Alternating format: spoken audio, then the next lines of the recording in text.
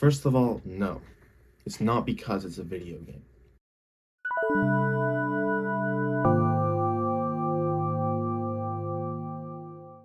Elden Ring is a game that I've put a stupid amount of hours into in the past 4 months. And I think it's quite well warranted. It has an addicting gameplay loop, breathtaking views, and a compelling yet deeply obscured story that's quite fun to figure out.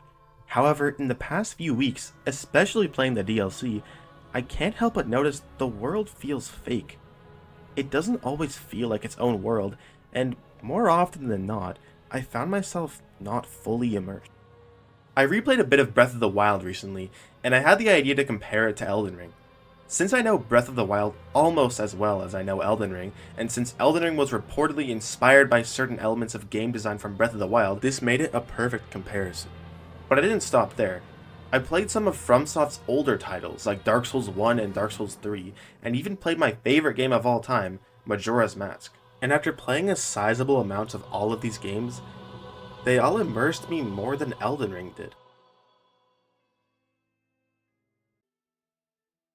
Welcome back to Peak Stasis. Apologies for the drought that my channel has been hit with throughout the summer, but we've officially hit the 2-year anniversary of this channel existing, so hooray! Anywho, I was really intrigued as to why Elden Ring felt unreal. Despite being one of my favorite games of all time, Elden Ring seems to give constant, unintentional reminders to me that it's just a video game. Initially, I shrugged this feeling off as nothing, but I started feeling it more as I kept playing, until the lands between and the Shadow Realm just didn't feel real at all. After playing a few of these games, then returning to Elden Ring, I noted down a few reasons as to why Elden Ring felt fake. But first, I ruled out things that were not reasons why it felt fake. First of all, the fact that it is really fantastical. This game leans into fantastical elements to the utmost.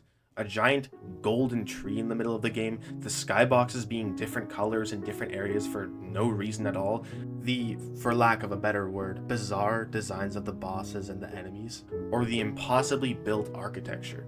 But a game like Majora's Mask, for example, having a moon with a face on it didn't break the immersion for me. Breath of the Wild also has its fair share of fantastical elements that can't exist in the real world, so I quickly ruled out this reason.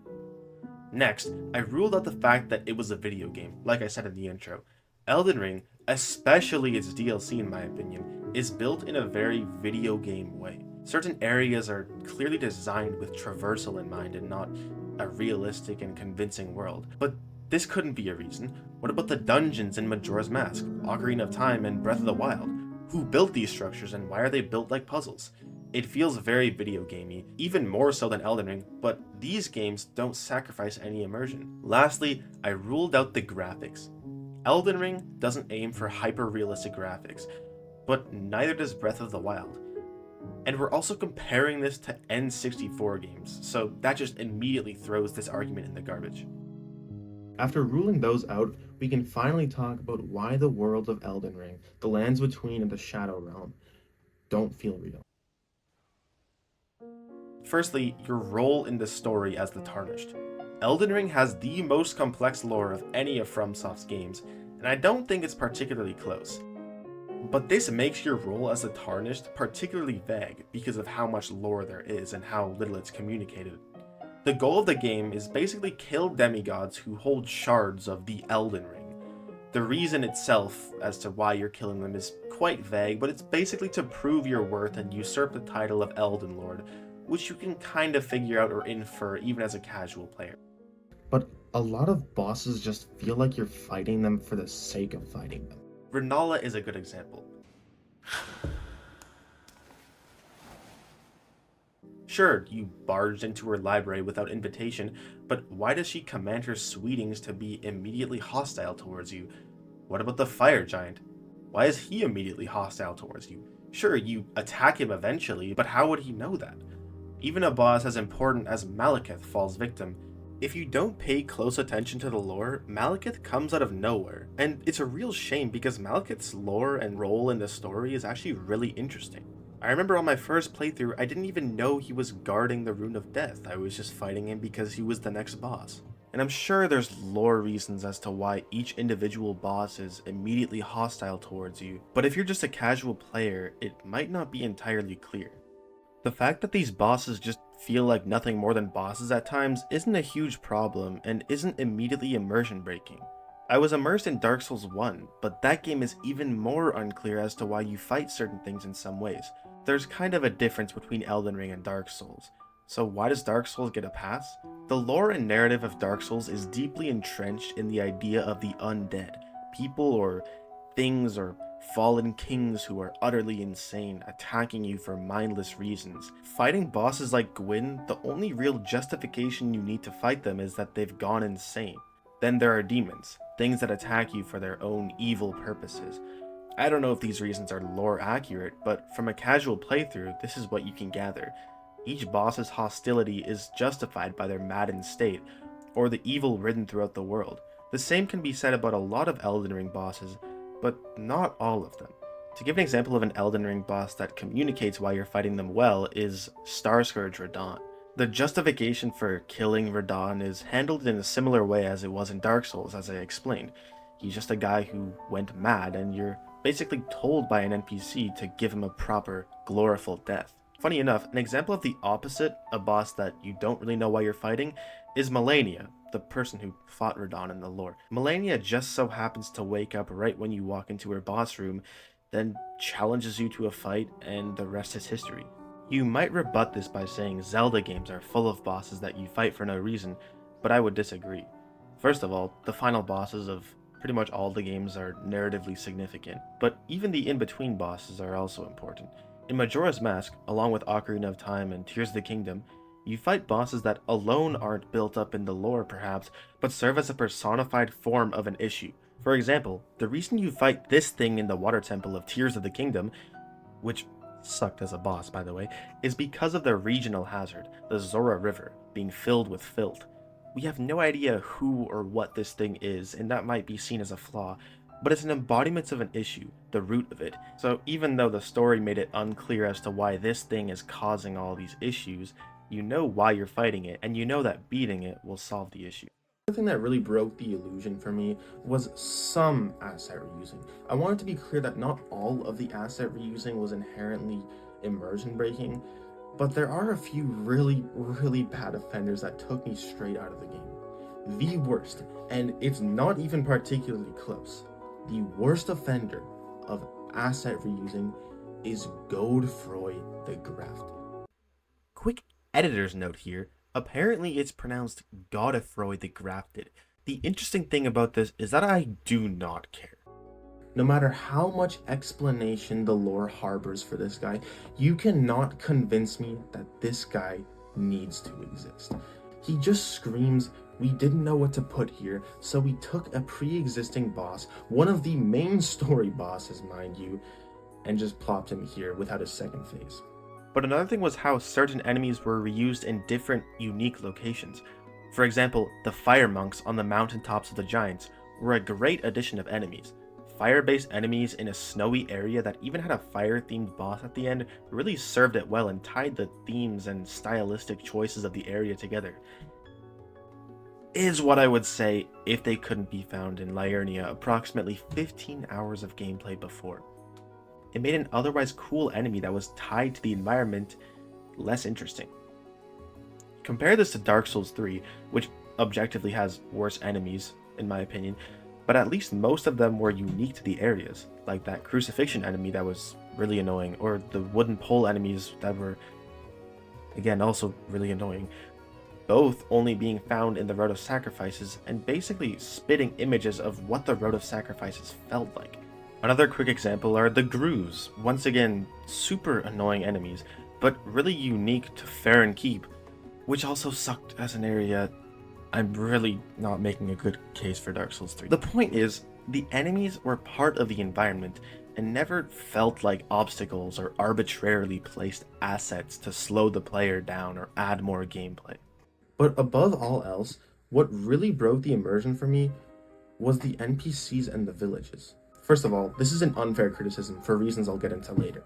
But before talking about Elden Ring, let's look at Breath of the Wild and Majora's Mask, two games that implement NPCs and villages really well in my opinion. Don't be mistaken.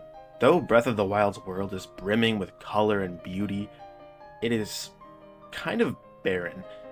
The area that each village takes up is extremely minuscule when compared to the vast open plains of grass or desert. Yet I think the very existence of these villages, and the fact that many of the quests and side quests are built around talking and interacting with NPCs, makes the world more convincing. Majora's Mask is a particularly good example. Its narrative hinges on the idea that you want to save the people of Termina, where the game takes place, and the more you empathize with them, the more incentive you have to beat the game. You spend a lot of time with each NPC with each side quest, learning about them and how they cope with the threat of the moon collapsing into Earth, the main premise of the game, by the way.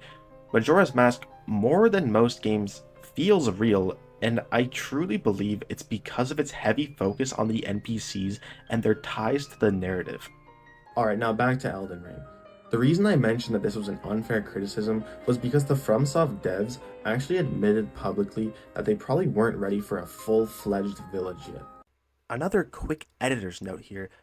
They never actually said this, and I kind of just made it up, but you can infer it based off of this screenshot that I took from an interview. While they never directly talk about villages, it's likely that villages and NPCs were impacted by the fact that they were working on everything else in the game and they didn't have time or enough resources.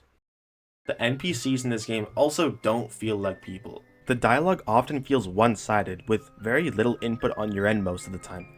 And you never ever see these NPCs walk or move. You always have to reload the area. They also feel formulaic.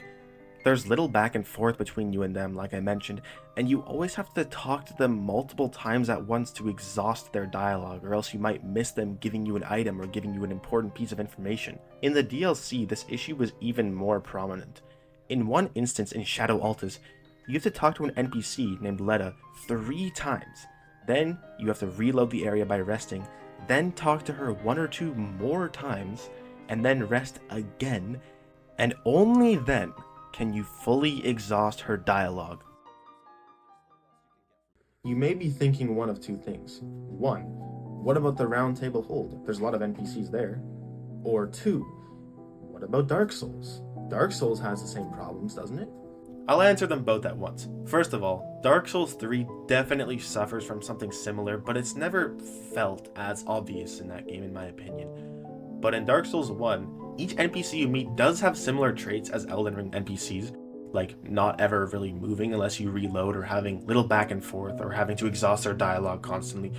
But there are a few saving graces with Dark Souls 1. Firstly, many NPCs you encounter eventually appear in the Firelink Shrine, similar to the Round Table Hold. What separates Firelink Shrine from the Round Table Hold is that in the first half, and quite a bit of the second half of the game in Dark Souls 1, you constantly come back to Firelink, forced to revisit these NPCs, but in a more natural way. The Round Table Hold, in theory, is a place that you never actually have to go to. It would help to go there, but after a while it loses its luster as a hub. After the first few visits, I barely spend any time here. I just upgrade my weapon and then leave right away. Another reason this is unfair criticism is because Elden Ring is a game about navigating a broken world. Most of its narrative relies on you, the player, but for the reasons I laid out, it feels weaker in this game than something like Dark Souls 1, which kind of follows a similar formula. Most of fiction relies on narratives based on the growth or dynamics of humans. Even lonelier stories heavily rely on the growth or complexities of at least one character. Or, if you say there's a short film or a movie without any humans in it, things in it are likely meant to represent humans or some kind of emotion that we can relate to. But most books and movies and TV shows are based on multiple people, their lives and stories, and how they interact with each other. Elden Ring has a lot of characters and bosses with interesting stories, but long after all the big events in their life have already happened. The idea of learning about what happened to these characters is one of my favorite parts about Elden Ring, but we kind of meet them at the end of their road after all the cool stuff has happened, and then we kind of just put them to rest. The NPCs that we do meet, because of the limitations on them imposed by the game, like the inability to walk, feel like assets. Even games like Dark Souls with similar traits have more compelling characters in my opinion. The thing is, this should be fine. You're experiencing a world rich with lore, finding out about events that happened long prior. but unless you carefully read every item description, much of it won't really make sense to you. Elden Ring, like many games, is a game first. A lot of level design has hints of lore here and there, but the vague and often completely neglectable lore, along with the lack of cutscenes, does paint Elden Ring as being gameplay first. It follows the same formula of keep hitting your head against the wall until you beat the boss that most of FromSoft's other games follow, and improves it in a few ways.